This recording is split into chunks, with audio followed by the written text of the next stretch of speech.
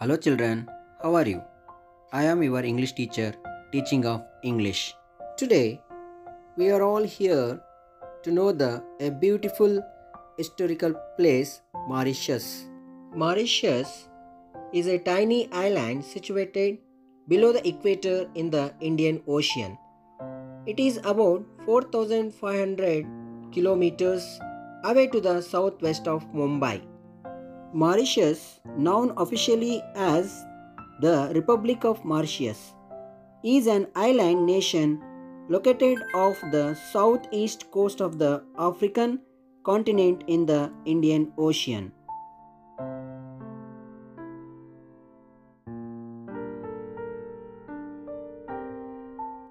R.K.Laxman was born on 24th of October 1921 in Mysore. His father was a headmaster and Lakshman was the youngest of 6 sons. One of his elder brothers, R.K. Narayan, is a well-known novelist.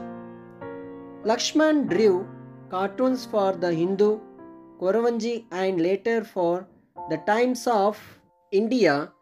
He is known for his distinctive illustrations, most notably for Malgudi Days written by R.K. Narayan. He has won many awards that include the Padma Bhushana, Padma Vibhushana and the Raman Magasthe Award.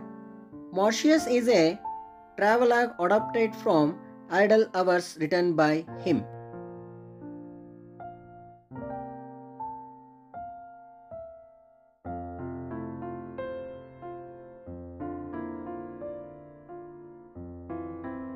Mauritius is a travelogue adapted from Idle Hours written by him.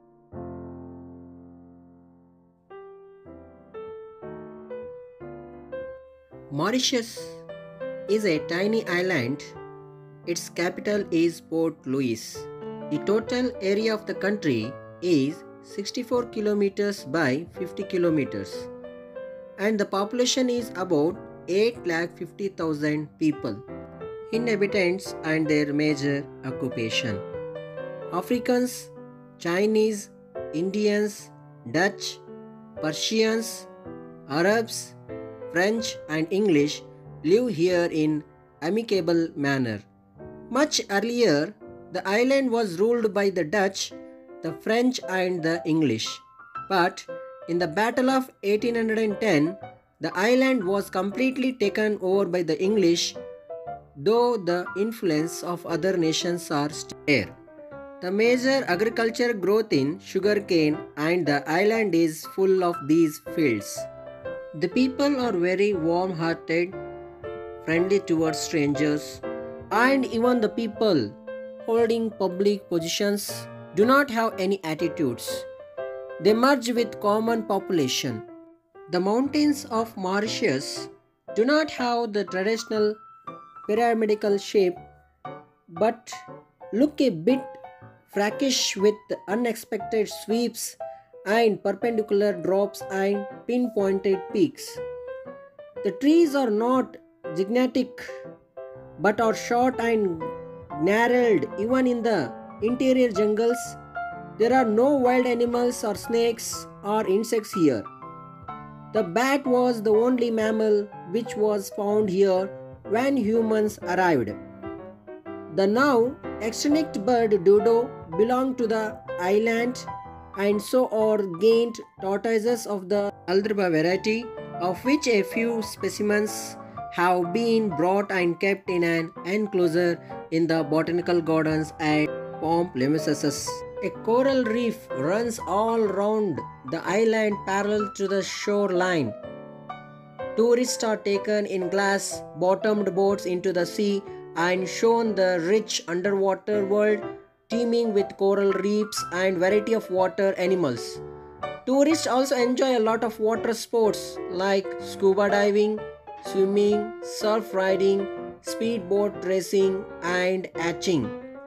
Very frequently, Mauritius gets battered by storms and cyclones once in 15 years. The king cyclone strikes the island and almost flattens it. People recover from it and reconstruct their houses elegantly. There is no railway in Mauritius. The mode of transport is by bus or car on the well-maintained roads. The entire country's economy depends only on sugar fields, so it is eager to have foreign enterprises start their industries here. The disadvantage of it would be the commercialization, industrialization, pollution, and shrinking of space, etc.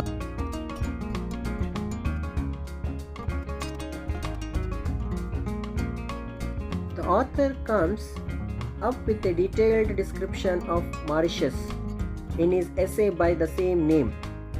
He says that Mauritius is a tiny speck of an island situated below the equator on the 20th parallel, some 4,500 km southwest of Mumbai. The World Atlas, which the author had, was very old and contained many little dots and specks. These dots were either the products of cockroaches or the adverse effects of weather. They had nothing to do with geography, so Mauritius could not be easily located by the author in his atlas. The author's experience on his journey to Mauritius was exciting. He was curious to see the sight below the flying aircraft. Different aspects of the country, such as the bluish grey steel sheet like ocean, acres and acres of cloud and land structures resembling the legendary historical structures of ancient countries, fascinated him. The author remarks that people of different origins are found in Mauritius. There are Africans, Chinese, Biharis, Dutches, Persians, Tamils, Arabs, French, and English. Of these, the Dutch, the French, and the English, who constantly waged battle for the possession of the island for its spices and sugar, were called the buccaneering trinity. They were called so as their interest in Mauritius was piratical in nature. The reason for the people of different countries to settle in Mauritius was for its spices and sugar, or just for the strategic position on the maritime route to the east. In Mauritius, cabinet ministers and others in big positions do not act as if they were born to the grace. They are all just like ordinary people. They are unassuming, accessible, communicative, and without protective shield of hangers on and security men to repel casual approaches. The Blue Mountains ring the islands, a volcanic happening of geological ages. These mountains do not have the traditional monotonous pyramidal shapes.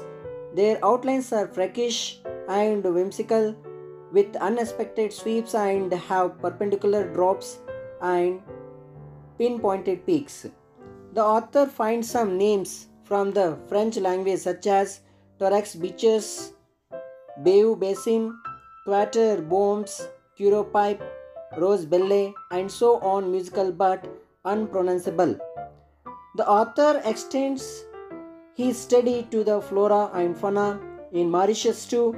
He finds that the trees found in Mauritius are short and gnarled, even in the interior of the jungles, just like a overgrown bonsai.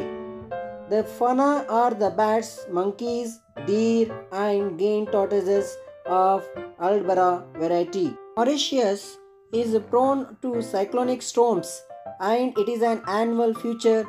Big ones occur once in 15 years and leave a trail of destructions. People are used to cyclones and have learned to live with them. King Cyclone, a massive cyclone, had struck Mauritius on February 6, 1975, leaving vast areas flattened. The island has recovered from the devastation. Trees are planted in congested areas. Tall buildings have come up. Flat glass picture windows are fixed and rooftops are put up with an eye and elegance. On a cruise in a glass-bottomed boat, the author gets to see seashells, crabs, shapeless, ugly creatures traveling in the dark depths, and a school of fish colored bright lemon yellow with black bars, fishes with hideous spikes all over their body, fishes with long tails, fishes with battered faces are also found. The government is eager to have foreign entrepreneurs start their industries here. The author opens that with industrial growth, the living space will shrink, cars and trucks will increase, the roads will have to be widened to take the load, the price of land will go up and flats will appear, cost of living, pollution, unemployment, slums, taxation, controls will appear. During his return flight, the author could not see those scenes as it was dark, but he could imagine the future Mauritius in a changed situation, industrialization with wider roads, tall buildings, pollution, unemployment, slums, etc. He hopes that enlightened people will guide the growth of Mauritius and preserve this paradise on earth.